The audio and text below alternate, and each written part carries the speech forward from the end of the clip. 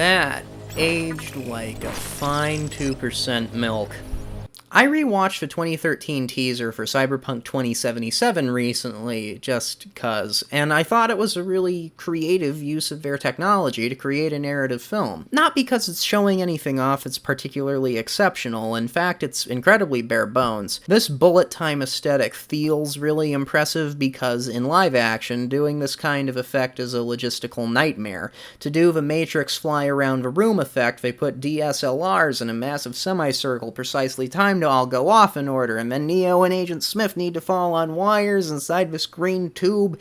It's complicated, and that's why they don't do it for every shot. But in the digital space, nothing comes for free. Bullet time is easy. You just don't animate anything to move. You don't need to set up a million DSLRs, you can just orbit the static objects using magic weightless dimensionless cameras.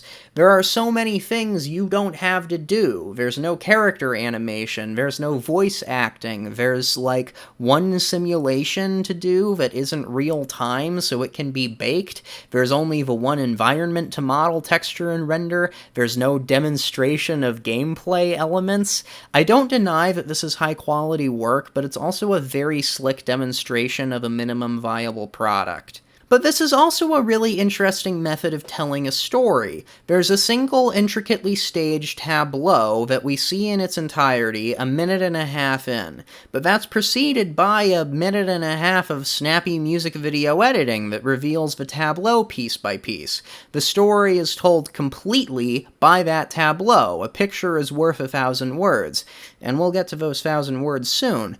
But how do you turn that into a trailer? How do you make the mosaic of time when you only have one piece of tile? This isn't edited in a conventional narrative sense, it's a story told by fragmenting the narrative into its component parts. It's not narrative editing, it's intrigue editing.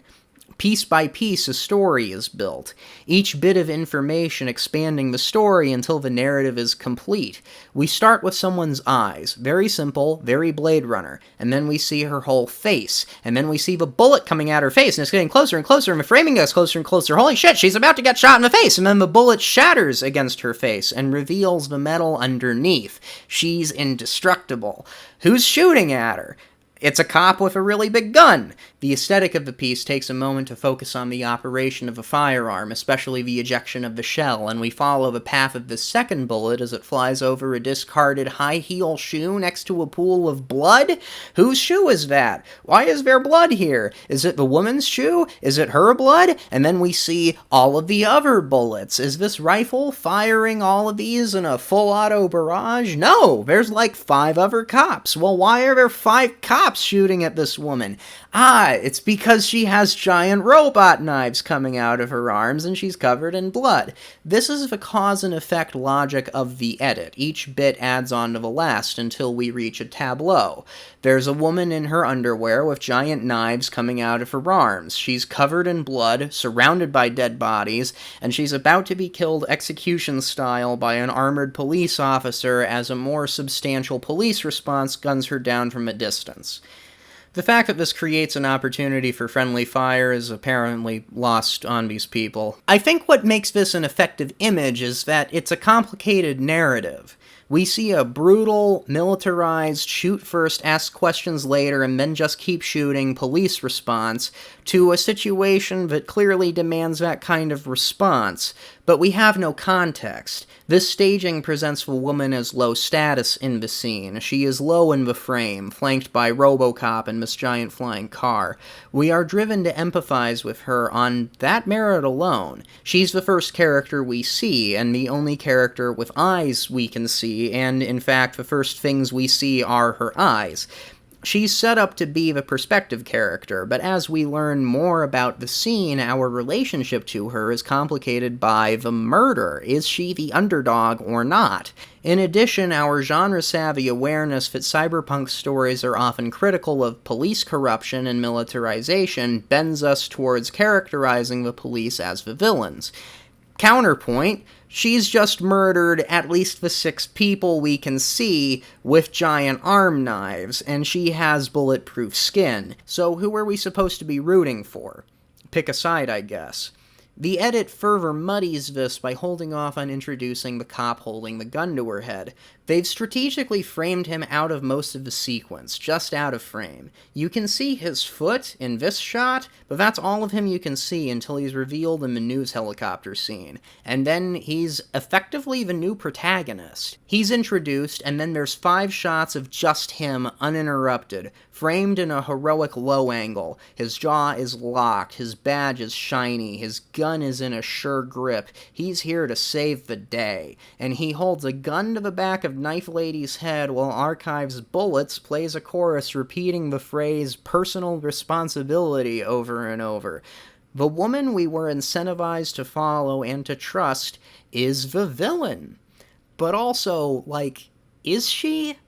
What at first feels to be a muddied worldview comes into focus when thinking about this woman's history with deductive reasoning. Why does she have bulletproof skin and giant arm knives? Is this common?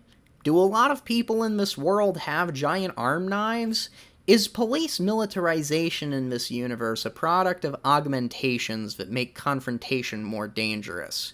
The true believers who know the tabletop game might recognize this scene as an instance of cyberpsychosis, someone's cybernetic implants driving them to psychopathy.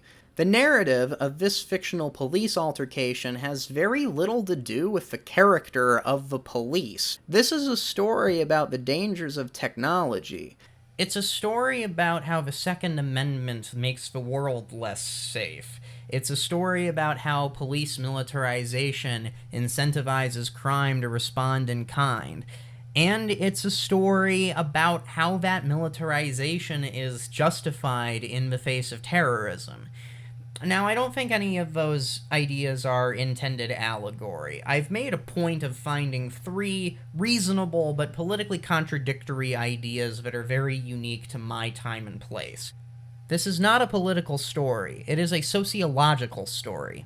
I see this clip, and my politics tell me that it's a story about police brutality and concealed carry. But you might see this clip and come up with a radically different, very political conclusion that better fits the story that you have about the world.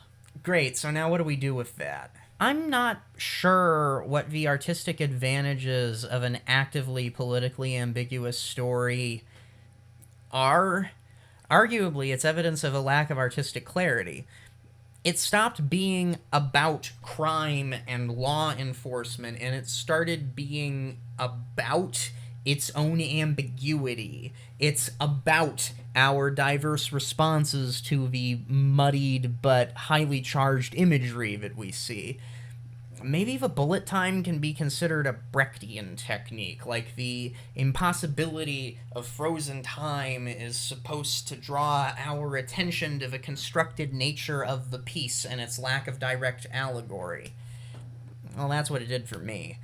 The simple explanation is the marketing department being scared of their game getting trashed for being too woke, which is a reasonable fear, not the wokeness, the trashing. From this ad, I don't know what the game being advertised believes about these characters and this conflict. There's your artistic advantage. Don't piss off your client.